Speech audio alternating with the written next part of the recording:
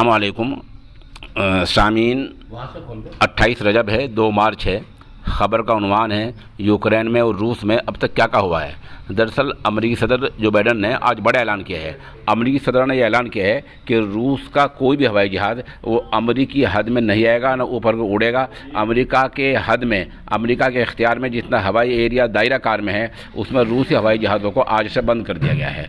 उधर अमरीका ने साथ साथ ये भी कहा है कि रूस अब माशी तंगी का शिकार हो जाएगा।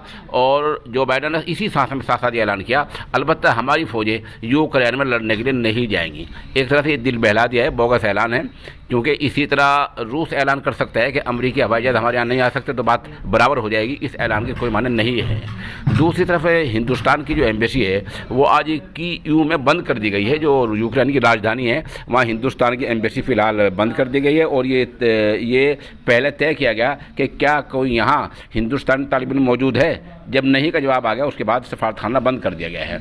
आपको बता दें कि हिंदुस्तान के जो वहाँ तलबा हैं करीबन 15-16 हज़ार फंसे हुए थे। अब तक हमारी सरकार काफ़ी तलबा बुला चुकी है, लेकिन अभी तक काफ़ी जो है वो वहाँ फंसे हुए हैं। और आज सरकार ने ऐलान किया है कि जो फ़ौज है उसका ख़ास तैयारा जाएगा और तलबा को लेकर आएगा। लेकिन हमारा कहना है कि जिस तरह ईरान ने, इराक ने ये किया है कि अपने हवाई जहाज़ डायरेक्ट यूक्रेन की राजधानी में भेजे और वहाँ से अपने तलबा सब मंगा लिए, तो हिंदुस्तान ने ऐसा क्यों नहीं किया कि एक दिन में तमाम तलबा वापस आ जाते। एक तालिब इल्म हमारा वहाँ मर भी गया है।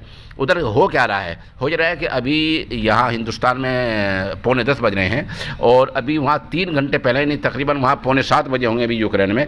और रूस ने जो हमला शुरू कर रखा है वो बहुत बड़ा हमला है कि 64 किलोमीटर के एरिया में टैंक जो हैं वो रूस के चल रहे हैं और वो रफ्तार कम है, लेकिन कीव यानी यूक्रेन की राजधानी की तरफ बढ़ रहे हैं। अगर वो अंदर दाखिल हो जाते हैं तो तबाही का वालम होगा, जिसको आप यानी ऐसा होगा कि तारीख़ी अलमिया होगा।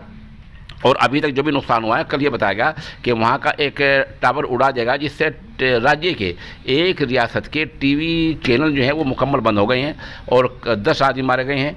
और जो खार्किव शहर है वहाँ 5 आदमी मारे गए हैं। इससे नुकसान बड़ा हो रहा है।